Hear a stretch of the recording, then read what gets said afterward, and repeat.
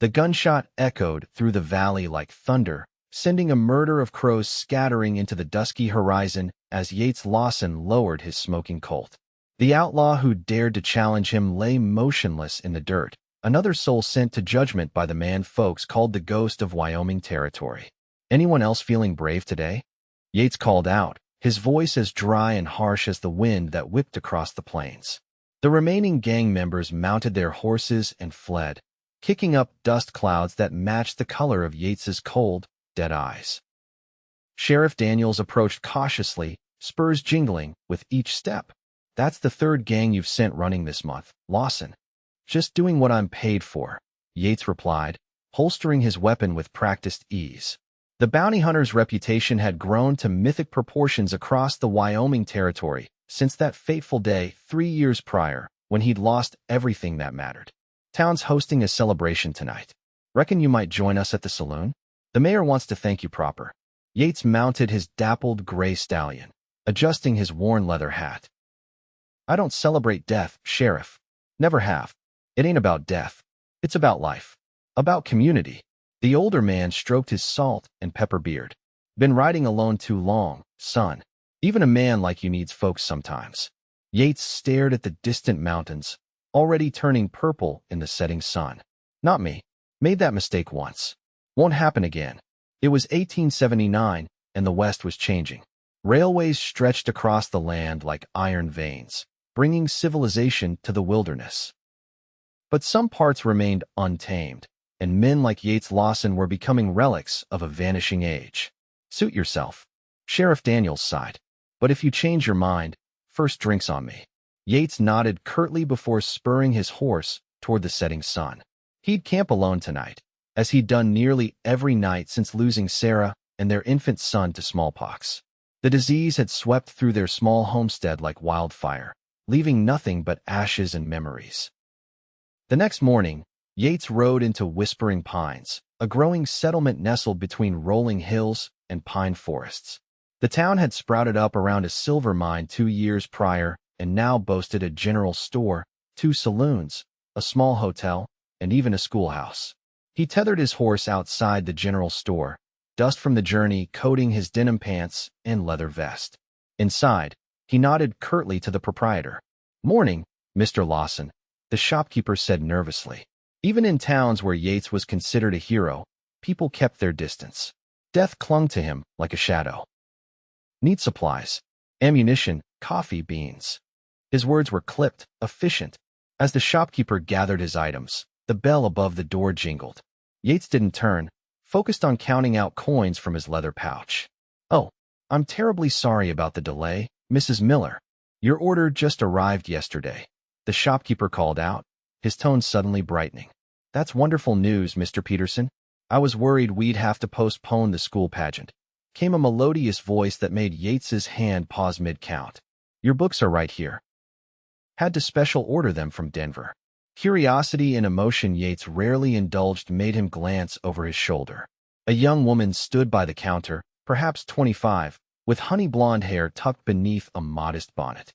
Her blue calico dress was simple but well made, and when she smiled at the shopkeeper, her entire face illuminated. "These are perfect," she said, leafing through one of the volumes. "The children will be so excited."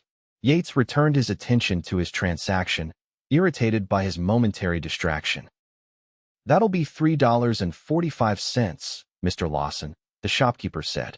As Yates handed over the money, the woman gasped softly. "Mr. Lawson? Yates Lawson?" she asked. He turned slowly, his expression guarded. "Do I know you, madam?" "No, but you saved my brother's life." Her eyes, the color of a summer sky, locked onto his. "Tommy Miller. 2 years ago, outside of Cheyenne. A gang had taken him hostage during a stagecoach robbery." Yates vaguely recalled the incident, a young man, barely 20, who'd been used as a human shield by the notorious Blackwater gang. Yates had managed to take out 3 gang members and free the hostages without a single civilian casualty. "Just doing my job," he replied stiffly. "He speaks of you often. Says you're the bravest man he ever met." She extended her hand. "I'm Olivia Miller, the new schoolteacher." Something about her directness, her lack of fear in the face of his reputation, caught him off guard. Without thinking, Yates took her offered hand. The moment their hands touched, a jolt ran through him, like lightning striking dry timber. Her hand was small but firm, warm against his calloused palm. Words he'd prepared to dismiss her died in his throat, replaced by an unexpected silence. Olivia's eyes widened slightly, as if she too felt the strange connection. For a heartbeat that seemed to stretch into eternity, Yates Lawson, the man who'd vowed never to feel anything again, found himself completely speechless. "It's a pleasure to finally meet you," she said softly, breaking the spell. Yates cleared his throat, withdrawing his hand perhaps too quickly. "Madam." He nodded curtly, gathered his supplies, and headed for the door. "Mr. Lawson," she called after him. "The schoolchildren are putting on a performance this Friday evening. Stories of our American heritage. I think you might enjoy it." He paused at the threshold, not turning back. "I don't attend social gatherings, Miss Miller." "It's Mrs. actually." Something in her voice made him look back. "Widow. 2 years now." Their eyes met again, and in that moment, Yates recognized the shadow behind her smile, the same darkness he carried. Without another word, he pushed through the door and into the bright morning sunlight. For 3 days, Yates tried to put the schoolteacher out of his mind. He took a room at the hotel, intending to rest before heading north to track a notorious horse thief. But each morning, his path somehow crossed with Olivia Miller's at the cafe where she bought fresh bread, near the schoolhouse where she taught, or in the small town square where she read to children during lunch breaks. Each time, she greeted him with a smile that contained neither fear nor judgment, just a simple acknowledgement of his existence. Each time, he tipped his hat and said nothing, ignoring the strange flutter in his chest that he hadn't felt in years. On Thursday afternoon, Yates found himself sitting on the hotel's front porch, cleaning his revolver, when a commotion erupted down the street. A wagon had overturned, spilling lumber across the road. Without thinking, he holstered his weapon and jogged toward the accident. A man lay pinned beneath the wagon's edge, his face contorted in pain. Several townspeople were already attempting to lift the heavy vehicle. "On 3, someone shouted. 1, 2, 3. Yates added his strength to the effort, muscles straining as the wagon slowly lifted. They managed to raise it just enough for 2 men to pull the injured fellow free. "Someone get Dr. Hammond," a woman cried. "He's out at the Peterson farm," another replied. "Their youngest has the fever." "I know some nursing," came a familiar voice. Olivia Miller pushed through the crowd, kneeling beside the injured man. "Mr. Jenkins, can you hear me?" The man groaned, blood seeping through his trousers where the wagon had crushed his leg. "We need to stop the bleeding," Olivia said firmly. "I need clean cloths and whiskey." As others scrambled to fulfill her requests, Yates found himself kneeling opposite her. "Press here," she instructed him without hesitation, guiding his hands to the wound. Firm pressure. He did as told, watching as she tore strips from her petticoat to create bandages. Her hands moved with confidence, her expression focused. "You've done this before," he observed. "My husband was a field medic during the war," she replied, not looking up. "He taught me. Said knowledge shouldn't be wasted because of conventions about what women should know." Together, they worked to stabilize Jenkins until his son arrived with a wagon to transport him home, where Olivia promised to check on him later. As the crowd dispersed, Olivia and Yates found themselves standing alone in the middle of the street, both spattered with blood. "Thank you for your help," she said, attempting to wipe her hands clean with a handkerchief. Yates nodded. "You handled that well." A ghost of a smile touched her lips. High praise from the notorious Yates Lawson. "I'm not," he began, then stopped himself. "My reputation exceeds the truth." "Does it?"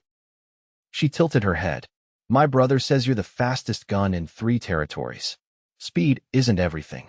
He glanced at the horizon. "Sometimes being fast just means you kill more efficiently." Olivia studied him for a long moment. "You're not what I expected, Mr. Lawson." "What did you expect?" "Someone who enjoys his fearsome reputation. Instead, I find a man who seems burdened by it." Her insight made him uncomfortable.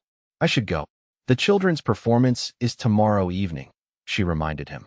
7 o'clock at the schoolhouse. This time, Yates didn't immediately refuse. "I'll consider it," he said instead, surprising himself. That evening, sitting alone in his hotel room, Yates found himself staring at the wedding band he still wore. He'd never been able to bring himself to remove it. This last physical connection to Sarah. He twisted it absently, thinking of how Olivia's hands had moved with such confidence today, how her eyes had held his without flinching. It's not the same, he whispered to the empty room. It's not betrayal to notice someone else exists. But was it? For 3 years, he'd lived with ghosts, keeping his promise to Sarah that she would be his only love. The thought of feeling anything for another woman seemed like a violation of that sacred vow.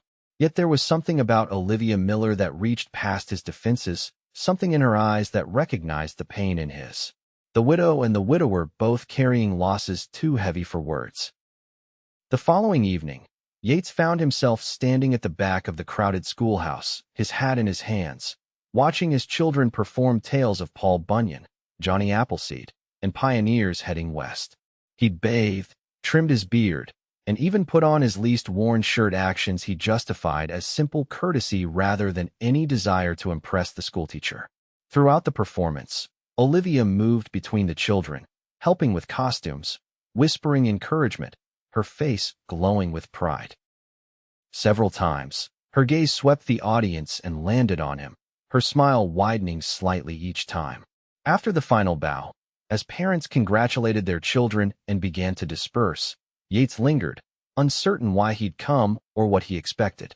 "You decided to join us after all," Olivia said, approaching him with a lantern in hand. The soft light cast golden highlights in her hair. "The children did well," he replied awkwardly. "You must be a good teacher." "I try to be." She set the lantern on a nearby desk. "Would you like some cider? There's still some left." Before he could answer, a small girl with pigtails ran up to Olivia. "Mrs. Miller, did you see me?" I remembered all my lines. "You were magnificent, Emma," Olivia replied, kneeling to the child's level. Johnny Appleseed himself would have been proud. The girl noticed Yates and her eyes widened. "Are you the famous gunslinger?" she asked with childish directness. Yates shifted uncomfortably. "I'm just Mr. Lawson." "Emma," Olivia interjected gently, "why don't you find your parents? I think they're waiting for you." After the child scampered off, an awkward silence fell between them. "I apologize," Olivia said. "Children speak their minds. No need to apologize for the truth." Yates twisted his hat in his hands. "Though gunslinger makes it sound more glamorous than it is. What would you call yourself then?" He considered this. A man doing what needs doing in a place where law is still finding its footing. "Poetic," she observed with a small smile. "Not particularly." He glanced around the emptying schoolhouse. "I should let you finish here.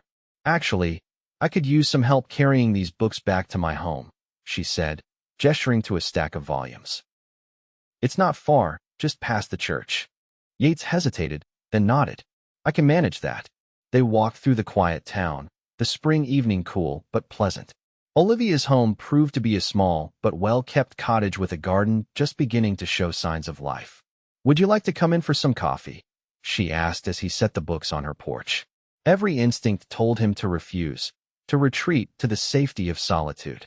But something, perhaps the gentleness in her eyes, or the way the moonlight silvered her hair, made him nod instead. Her home was modest but warm, filled with books and small touches that spoke of care: handmade quilts, pressed flowers in frames, a cat sleeping by the stove. "Please sit," she said, gesturing to a small table while she busied herself with the coffee. Yates removed his hat and sat stiffly, feeling out of place among the domestic comforts. "How long have you been in Whispering Pines?" he asked, attempting conversation. "Almost a year now," she replied, measuring coffee grounds. "After Thomas, my husband, died, I couldn't stay in Denver. Too many memories." "I understand that," he said quietly. She glanced at him. "Yes, I suppose you would." She set the coffee to boil. "May I ask about your wife?" No one had dared ask him that question in years. People whispered about his past, but never directly inquired. "Sarah," he said, the name feeling strange on his lips after so long. "Her name was Sarah. We had a small ranch near Laramie. Smallpox took her and our son, James. He was only 7 months old." Olivia's face softened with genuine sympathy. "I'm so sorry, Yates." The use of his given name, spoken with such compassion, threatened to crack something long frozen inside him. "Thomas died of pneumonia," she continued, bringing the coffee to the table. We'd been married just 3 years. He caught it treating children during an outbreak. By the time he admitted he was ill, it was too late. He sounds like a good man. He was. She poured the coffee into 2 cups. The best I've known. I thought. I was certain I'd never feel anything again after losing him. Their eyes met across the table, and Yates recognized the unspoken question in hers. I made a vow, he said quietly, at Sarah's grave, that she would be my only love, that I'd never replace her. Olivia nodded slowly. I understand. I made similar promises. But Thomas once told me something I've never forgotten. He said, the heart isn't like a cup with limited space. It's more like a garden. New flowers can grow without uprooting what's already planted. Yates stared into his coffee, unable to respond. They sat in silence for several moments, the only sound the ticking of a clock and the occasional pop from the stove. I should go, he finally said, rising. Of course. Olivia walked him to the door. Thank you for coming tonight. The children were thrilled to have such a distinguished guest. At the threshold, he turned to her. I'm leaving tomorrow. Heading north. Something like disappointment flickered across her face. Another outlaw to catch? It's what I do. She nodded. Safe travels then, Mr. Lawson. He hesitated, then extended his hand. Thank you for the coffee, Mrs. Miller. When she placed her hand in his, that same jolt of awareness shot through him. But this time, instead of pulling away, he held on for a moment longer than necessary. Olivia, she corrected softly. My name is Olivia. Olivia, he repeated, the name feeling right somehow. Good night.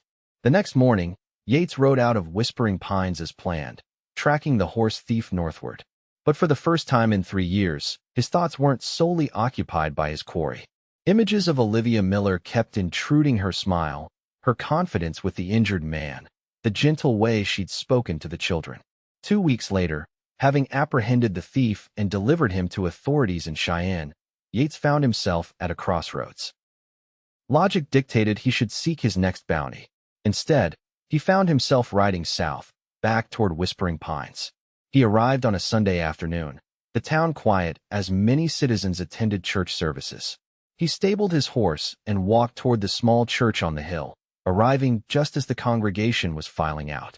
Olivia stood near the steps, conversing with an elderly couple. When she spotted him, her conversation faltered mid-sentence, her eyes widening in surprise. Yates stood awkwardly at the edge of the churchyard, hat in hand, suddenly questioning his decision to return. But then Olivia excused herself and walked toward him, her Sunday dress the color of spring cornflowers. You came back, she said simply. I did.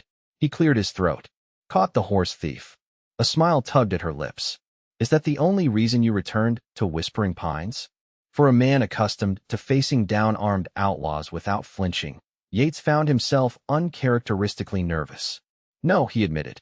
I thought perhaps, if you're not otherwise engaged, you might join me for dinner at the hotel restaurant. Her smile bloomed fully now. I would like that very much. That dinner marked the beginning of a cautious courtship. Yates extended his stay in Whispering Pines, taking small bounty jobs in the vicinity that allowed him to return frequently. Each time he came back, he brought Olivia some small token, a book of poetry from Cheyenne, wildflower seeds from the mountains, a silver hairpin from Denver.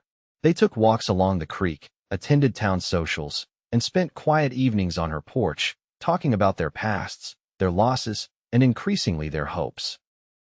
I never expected to feel this way again, Yates confessed one evening as they sat side by side, watching fireflies dance in the gathering dusk.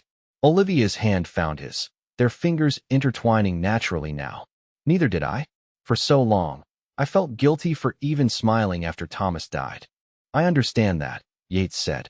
After Sarah, it was like happiness itself was a betrayal. And now, she asked softly. He looked at their joined hands. Now I think perhaps the real betrayal would be refusing to live when given the chance. Summer faded into autumn, and with each passing day, Yates found the walls around his heart crumbling a little more. The townsfolk, once wary of the notorious bounty hunter, gradually accepted his presence. He helped build an addition to the schoolhouse, joined the volunteer fire brigade, and even attended church services with Olivia. In late October, as the aspen trees turned gold against the mountains, Yates received a telegram about a dangerous gang terrorizing settlements near the Montana border. The bounty was substantial, but the risk equally so. That evening, he and Olivia walked along the creek, the fallen leaves crunching beneath their boots. "You're going after them," she said, not a question but a statement. "It's what I do," he replied, echoing his words from months before. Olivia stopped walking. "Is it still? Is that all you are now, Yates?" He turned to face her, taking both her hands in his.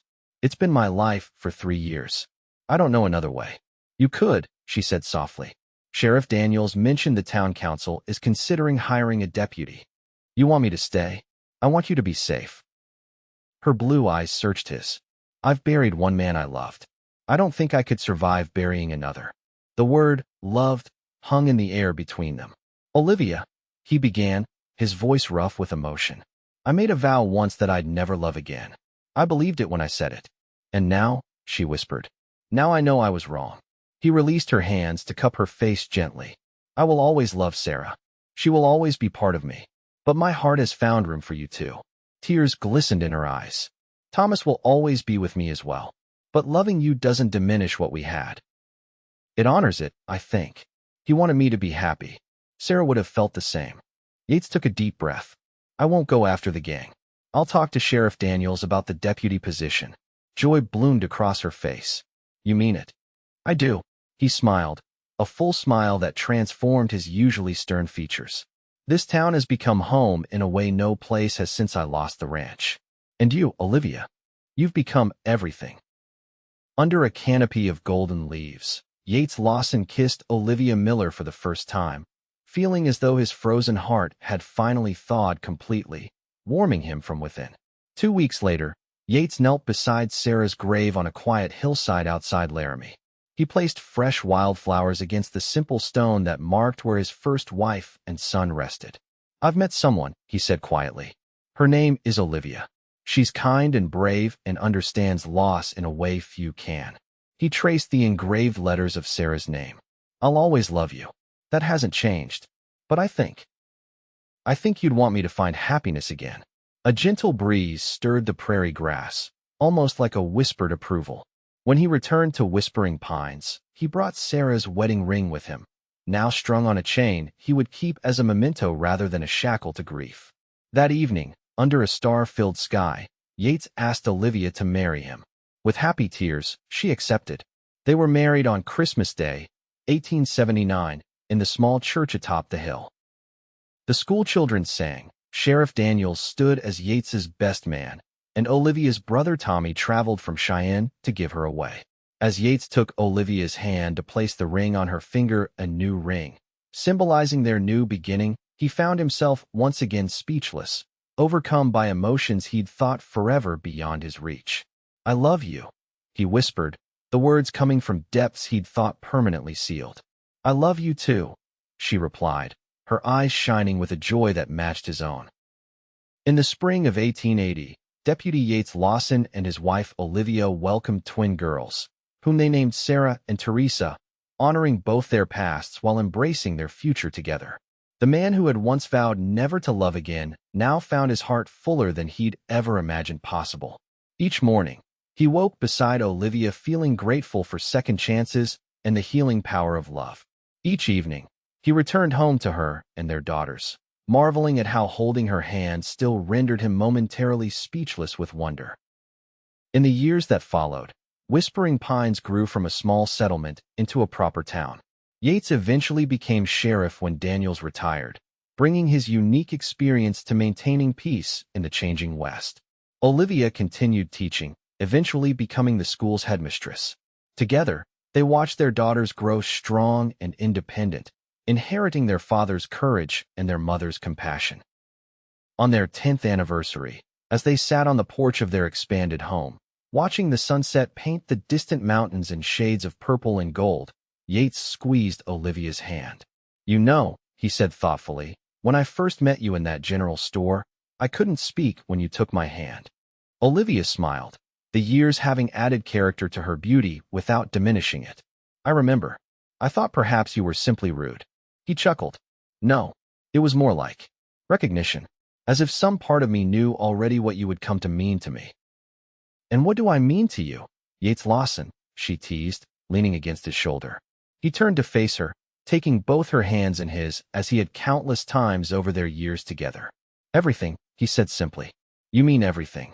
As the sunset faded and stars began to appear in the darkening sky, the former bounty hunter who had once claimed he'd never love again held his wife close, grateful for the hand that had reached past his defenses and the heart that had taught him to live once more.